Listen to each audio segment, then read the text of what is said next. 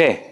안녕하십니까, 링거입니다. 오늘은 라운드백 데드리프트 진행해 보도록 할게요. 일단은 스탠스부터 시작하도록 하겠습니다. 저희가 데드리프트를 할 때 스탠스를 잡을 때 좁게 하시는 분들도 있고 넓게 하시는 분들도 있잖아요. 이제 하체에 대해서는 두 가지 관계에 대해서 이해를 해야 되는데요.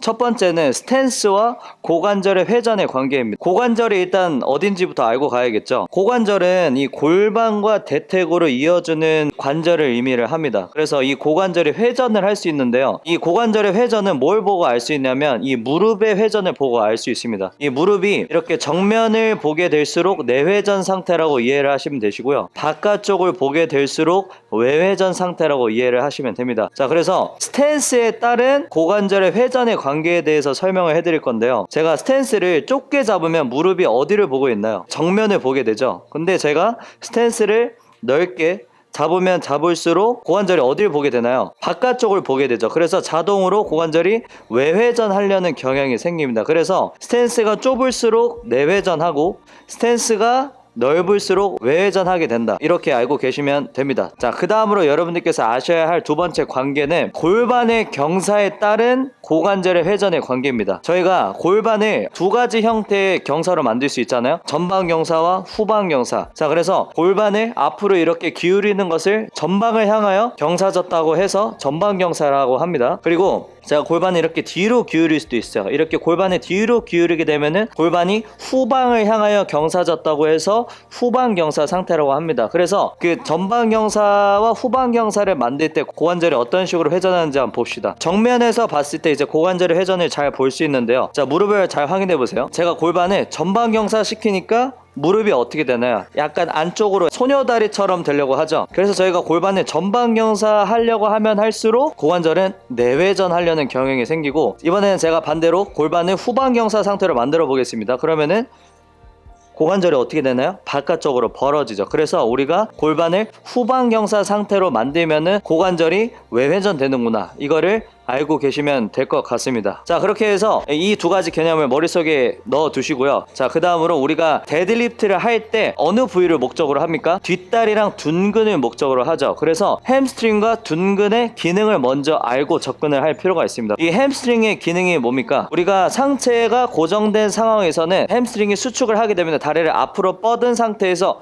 뒤로 가져오는 역할을 하고요. 그 다음에 무릎을 접는 기능을 합니다. 반대로 우리가 햄스트링을 늘리기 위해서는 어떻게 해야 되냐면, 상체가 고정된 상태에서는 상체를 숙이고 무릎을 피면 필수록 이 햄스트링이 늘어날 수 있는 상태가 되는 것이죠. 우리가 햄스트링을 늘리기 위해서 기억을 하셔야 될 게 총 3가지입니다. 첫 번째는 전방경사. 우리가 전방경사를 하면 할수록 햄스트링이 늘어납니다. 그리고 두 번째, 고관절을 접어야 됩니다. 그리고 마지막 세 번째는 무릎을 펴야 됩니다. 이 3가지를 꼭 기억해 주세요. 그리고 또 용어가 좀 생소할 수 있으니까 간단하게 빠르게 설명할게요. 자, 고관절을 우리가 접는 동작을 고관절 굴곡이라고 하고요.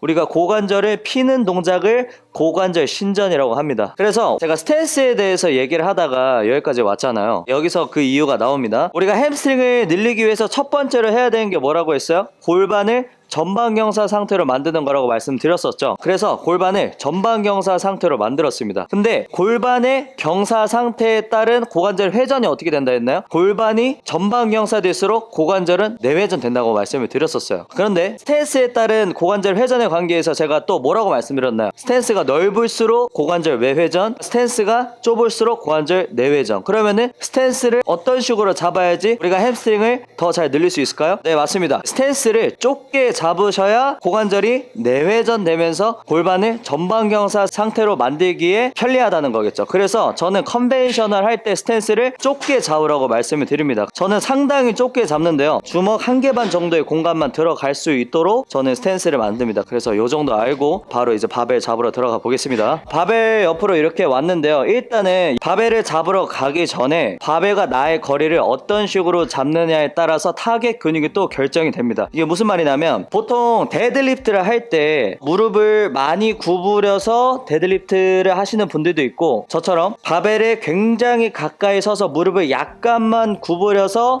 데드리프트 스탠스를 잡는 사람이 있는데, 이게 어떠한 차이가 있냐면, 스탠스를 바벨과 좀 멀찍이 두고 시작을 하면은 저희가 컨벤셔널 데드리프트 할 때는 필연적으로 무릎을 바벨에 갖다 대게 되잖아요. 그래서 무릎을 많이 구부리게 됩니다. 이런 식으로 데드리프트 자세를 잡게 되면은 어느 근육이 많이 개입을 하게 되냐면 앞다리 근육이 많이 쓰이게 됩니다. 왜 그래요? 근육은 고무줄처럼 비슷한 특징을 가지고 있죠. 늘어나면 늘어날수록 강한 힘을 만들게 되어 있습니다. 우리가 이런 식으로 스탠스를 멀리 두고 무릎을 많이 구부리게 되면 늘어나는 근육이 어디예요? 대퇴사두근이죠. 그렇기 때문에 이런 식으로 스탠스를 멀리 두고서 하는 데드리프트 같은 경우에는 앞다리 근육을 많이 쓸 수밖에 없게 되는 것입니다. 그리고 저처럼 스탠스를 이렇게 가까이 두고서 하는 경우에는 어떠한 변화가 일어나냐면, 저 같은 경우에는 바벨과 나의 거리를 1cm 정도의 거리만 있게 할 수 있도록 만드는데요, 무릎을 살짝만 구부려도 닿게 됩니다. 그러면은 앞다리 근육은 많이 늘어날 수 없죠. 근데 많이 늘어나는 근육이 어디입니까? 바로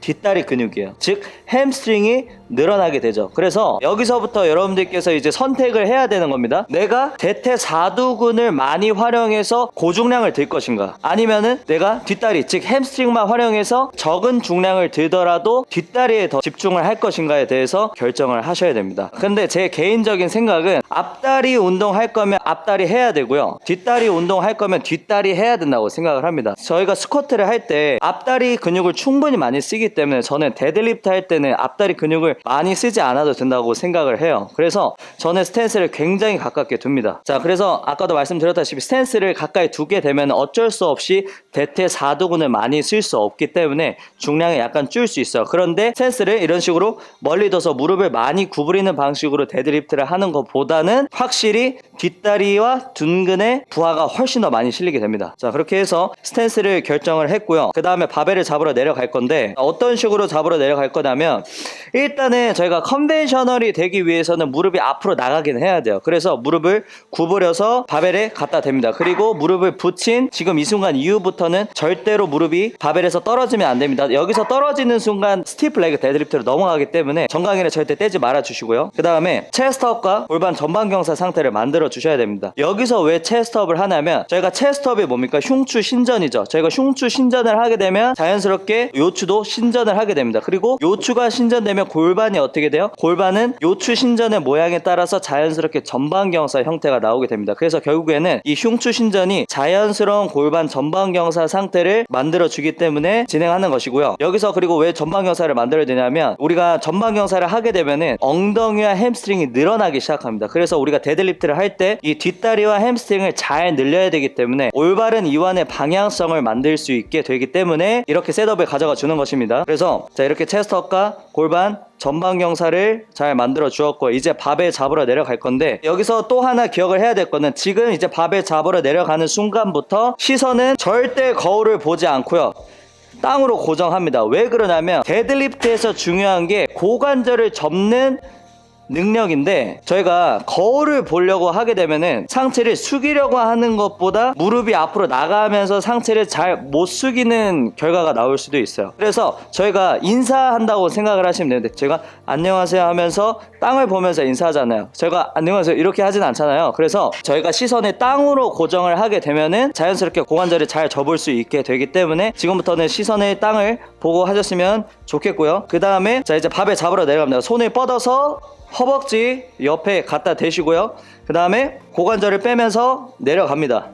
자, 근데 이렇게 내려가면서 여러분들께서 느끼셔야 되는 게 뭐냐면, 이 뒷다리가 늘어나는 느낌을 확실하게 느끼셔야 한다는 거예요. 그래서 이렇게 내려가다 보면은 더 이상 내려갈 수 없는 구간에 이르게 되는데, 여기서 왜 더 이상 내려갈 수 없게 되냐면 햄스트링이 늘어날 수 있는 한계치에 다다랐기 때문입니다. 그래서 이때까지 내려오셔야 되는데 보통 손가락 절반쯤이 바벨에 닿았을 때 멈추게 되고요. 자, 여기서부터 이제 바벨을 잡아야 되는데 지금 바벨이 안 잡히잖아요, 그죠? 그래서 여기서부터는 어떻게 해야 되냐면, 지금 뒷다리 잡아 놓은 거 있죠? 이 뒷다리 잡아 놓은 것을 유지한 상태에서 흉추만 확실하게 말아서 잡아주세요. 그러면 견갑골은 자연스럽게 전인 상태가 되겠죠. 여기서 중요한 게 저희가 지금 흉추를 굴곡시켜서 견갑을 전인시켰죠. 근데 이게 어떤 모습과 같나요? 오늘 영상의 주제인 라운드백과 관련이 있습니다. 자, 라운드백. 우리가 라운드백을 왜 만들어야 하는가? 결론부터 말씀드리자면 이 라운드백 상태가 상체 지지력이 가장 강력한 상태입니다. 왜 그러냐면 우리가 견갑을 전인시켰을 때 가장 많이 늘어나는 근육이 뭡니까? 바로 승모근이죠. 그래서 우리 승모근은 등 근육 중에서 굉장히 강력한 근육 중에 하나입니다. 우리가 견갑을 전인시키게 되면 승모근이 최대로 늘어난 상태가 되는 거예요. 그래서 근육이 가장 강력한 상태가 언제입니까? 늘어났을 때죠. 그래서 견갑이 전인이 되면 승모근이 늘어나기 때문에 상체 지지력이 가장 강력한 상태라는 겁니다. 저희가 무거운 짐을 들었다고 생각을 한번 해볼게요. 저희가 40kg짜리 쌀가마를 든다고 한번 생각을 해볼게요. 쌀가마를 들 때 견갑을 한번 볼게요. 이렇게 듭니까? 아니면은 견갑을 뽑아서 이렇게 고정시킨 다음에 이렇게 이동합니까? 당연히 이렇게 이동하겠죠. 나도 모르게 그 상태가 이 무게를 지탱하기에 가장 편한 상태이기 때문에 그렇게 하게 되는 거거든요. 그래서 이 라운드백 상태를 만드는 이유는 상체 지지력이 가장 강력한 상태를 만들기 위해서 그렇게 진행을 하는 것이다. 그래서 그렇게 하기 위해서 지금 바벨을 잡으러 갈 때부터 이렇게 빌드업을 하는 것입니다. 흉추를 여기서 애매하게 말지 마시고요. 확실하게 이렇게 라운드백 상태로 만들어 주세요. 다만 뒷다리 텐션을 강력하게 잡아 놓은 상태에서 자, 뒷다리 잡았고 자 라운드백해서 잡았습니다. 자 그 다음으로 우리가 뭘 해야 되냐면 저희가 체스트업을 풀었잖아요. 그럼 이제 다시 체스트업을 해야 되는데 우리가 흉추 신전을 여기서 다시 걸어줘야 하는 이유는 우리가 바벨을 잡기 위해서 어쩔 수 없이 흉추 신전력을 풀어줬잖아요. 그러면 이렇게 흉추 신전력을 풀어준 상태는 등에 긴장감이 아무것도 없는 상태입니다. 이 상태에서 들려고 하면 다칠 수밖에 없기 때문에 근육에 긴장감을 주기 위해서 다시 체스트업을 해야 됩니다. 여기서 체스트업을 할 때 여러분들께서 기억을 해야 되는 게 머리부터 발끝까지 총 4가지를 기억을 하셔야 됩니다. 첫 번째는 경추입니다. 경추. 이게 또 라운드백의 핵심이라고 할 수 있는데요. 우리가 경추의 움직임으로 흉추의 신전의 정도를 제한시켜야 됩니다. 이거는 제가 저번 영상에서 롱풀 영상 상부광배 타겟으로 할 때 그때도 제가 말씀을 해드렸는데요. 저희가 흉추를 신전을 할 수 있는 정도가 100% 굴곡에서 이것도 흉추 신전이죠. 상대적으로 봤을 때요.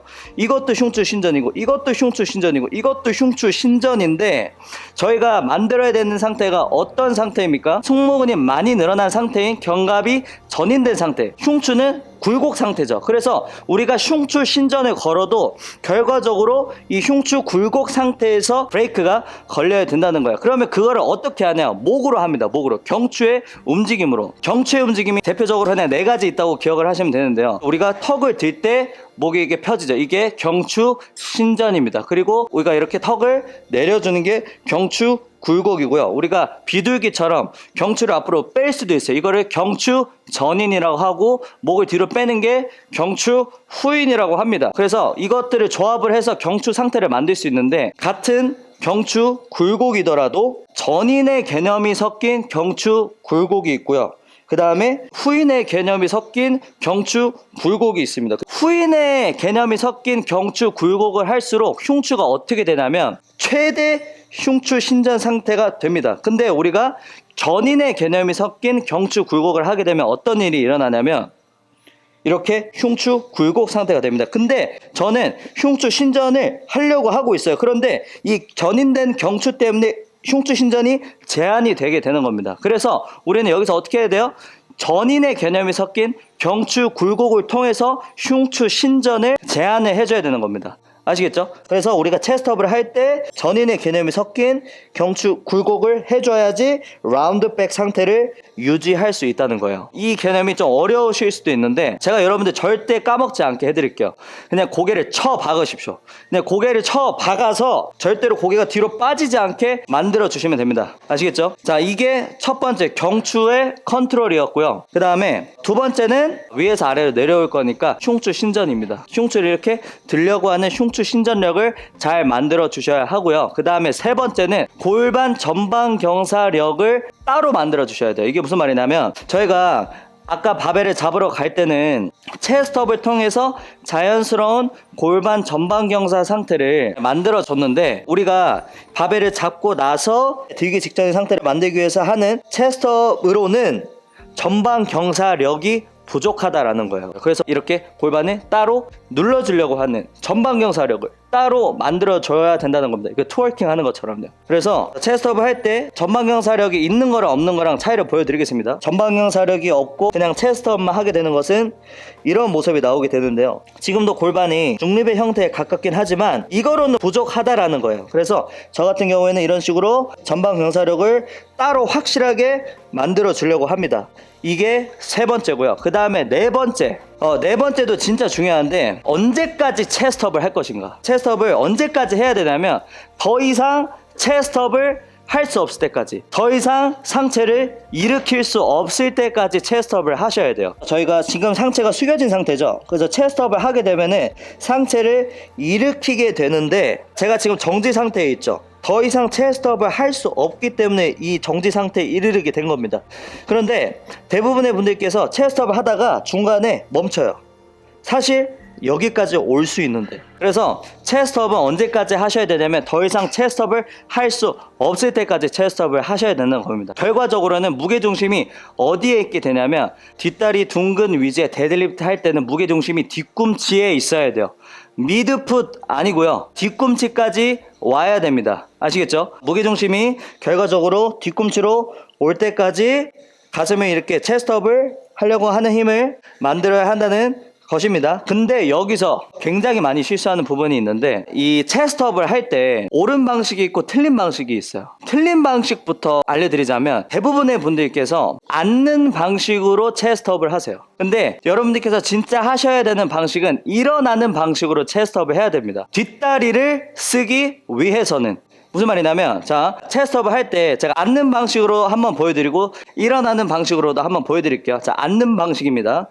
자, 이렇게 체스트업을 할 때 앉는 방식으로 하게 되면은 지금 무릎이 구부러지죠. 그러면 이렇게 무릎이 구부러졌을 때 늘어나는 근육이 어디입니까? 앞다리 근육이죠. 그리고 반면에 수축하는 근육은 어디요? 뒷다리죠. 즉 햄스트링이죠. 우리가 근육이 어떨 때 힘이 가장 강력합니까? 계속 말씀드렸다시피 늘어났을 때 힘이 가장 세요. 근데 우리가 이런 식으로 앉게 되면은 뒷다리 타겟으로 하려면 뒷다리를 늘려야 되는데, 오히려 수축을 하면서 힘이 약해지고 오히려 앞다리 근육이 늘어나게 되면서 앞다리 근육을 또 쓰게 된다는 거예요. 그래서 체스트업을 잘못하게 되시면 우리가 뒷다리 타겟이 아니라 갑자기 앞다리 타겟으로 하게 되는 데드리프트가 되는 거예요. 그래서 우리는 일어나는 방식으로 해야 되는데, 일어나는 방식으로 했을 때 모습이 어떤지 한번 보실게요. 자, 일어나는 방식으로 하면은, 자, 이게 일어나는 방식입니다. 자, 앉게 되나요? 아니죠. 무릎이 어떤 상태예요? 거의 펴져 있는 상태예요. 그래서 이렇게 우리가 일어나는 방식으로 체스트업을 하게 되면 지금 무릎이 어떻게 돼? 앉았다가 일어나고 있어요. 그러면 무릎이 펴지죠. 그러면 무릎이 펴지면 제가 아까 햄스트링을 늘릴 수 있는 방법이 뭐라고 했어요? 골반 전방 경사, 고관절 굴고, 그러면 무릎의 펴, 맞죠? 그래서 무릎을 피게 되니까 뒷다리가 늘어나게 되면서 뒷다리 텐션이 강해지고 결국에는 뒷다리를 더 많이 쓰게 된다는 거예요. 그래서 일어나는 방식으로 체스트업을 해야 된다는 겁니다. 아시겠죠? 자, 그래서 이거를 여러분들께서 그냥 저스트 일어나는 방식으로 해라 라고 하면은 이게 무슨 말인지 잘 모르실 때가 많아요. 구체적으로 말씀을 드리자면, 체스트업을 할 때 뒤꿈치로 땅바닥을 밀어내는 느낌과 동시에 가슴을 들어준다는 느낌입니다.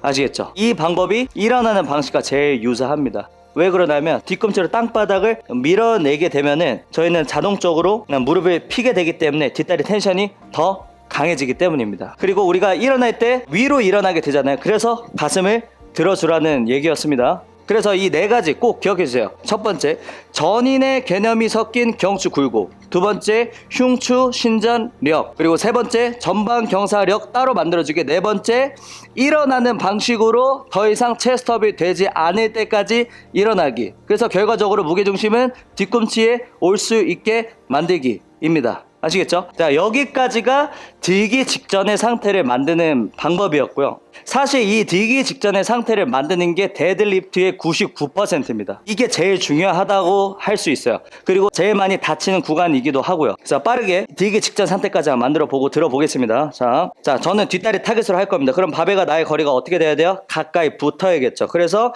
저는 생각을 어떻게 하냐면, 바벨과 나의 거리가 겨우 1cm 될 수 있을 때까지 바짝 붙습니다. 그래서 굉장히 가까이 섰고요. 그 다음에 무릎 갖다 대고, 지금부터는 정강이 바벨에서 떨어뜨리지 않습니다. 그리고 체스트업, 전방경사를 통해서 엉덩이와 햄스트링을 늘리기 시작해서 올바른 방향으로 늘릴 수 있도록 유도해줬고요. 이 상태에서 손 뻗어서 허벅지 옆에 갖다 대고 엉덩이 빼면서 뒷다리가 늘어나는 느낌을 확실하게 느껴주면서 내려갑니다. 자, 내려갔는데 자, 손가락 절반이 닿을 때쯤에 햄스트링이 늘어날 수 있는 한계치에 다다르게 되면서 더 이상 내려갈 수 없게 되죠. 그 다음에 이제 바벨을 잡아야 되는데 지금은 잡을 수 없으니까 흉추를 확실하게 굴곡시켜서 견갑골을 전인시켜서 바벨을 잡습니다. 자, 그 다음에 바벨을 잡은 다음에 다시 체스트업을 해야 되는데 우리가 기억해야 될 게 몇 가지라고 했죠? 4가지. 전인의 개념에 섞인 경추 굴곡, 그 다음에 흉추 신전, 3번째 전방경사력, 4번째 더 이상 일어날 수 없을 때까지 일어나는 방식으로 체스트업을 한다. 그래서 결과적으로 이런 모션이 나오게 되는 겁니다. 그리고 이 상태에서 일어나야 되는데 일어날 때 뒤꿈치에 지금 체중이 있잖아요. 그래서 뒤꿈치의 체중을 유지한 상태에서 땅바닥을 밀어내면서 일어납니다. 이때 일어날 때 가장 많이 하시는 실수가 뭐냐면 일어나면서 앞꿈치로 갔다가 뒤로 오는 거예요. 그래서 절대 이런 경우가 일어나지 않도록 유의해 주시고요. 그리고 일어날 때 우리가 라운드백을 잘 유지하고 있어야 되는데 일어나면서 가슴이 이렇게 드시는 분들이 있어요. 이게 틀린 건 아닙니다. 근데 이게 상체 지지력이 가장 강력한 상태는 아니라는 거예요. 렉풀 할 때처럼 이렇게 견갑골을 모으실 필요는 없습니다. 그래서 우리가 처음에 만들었던 라운드백 상태를 그냥 그대로 유지하면서 일어나시기만 하면 됩니다. 그래서 으쓱 하지도 마시고요. 견갑골을 모으려고도 하지 마세요. 그 다음에 골반인데 골반을 앞으로 쭉 밀어서 둔근까지 꽉 짜주셔야 됩니다. 자, 그렇게 해서 이게 수축할 때 주의하셔야 될 사항이고요. 그 다음에 내려갈 때는 이제 다시 원위치로 내려가셔야 되는데 원위치로 내려가실 때는 무게중심을 뒤꿈치를 유지하면서 천천히 엉덩이를 빼면서 내려가시는 거예요. 근데 여러분들께서 이렇게 내려가실 때 가장 많이 실수하는 게 내려가면서 엉덩이가 이렇게 확실하게 빠져줘야 되는데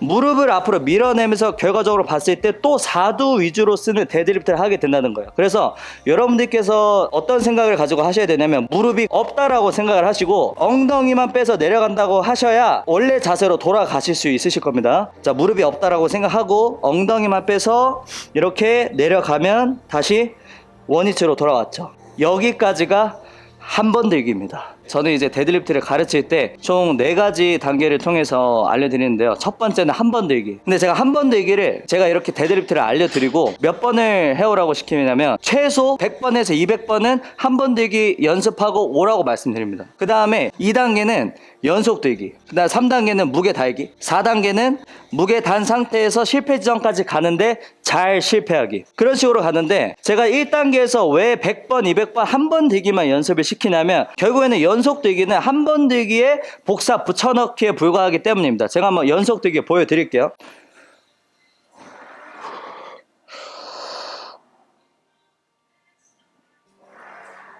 자, 여기서 이제 연속 들기 들어가죠. 여기서 달라지는 게 뭐냐면 그냥 또 흉추 신전 풀고 다시 잡아주고 둘, 흉전 신전 풀어주고 다시 잡아주고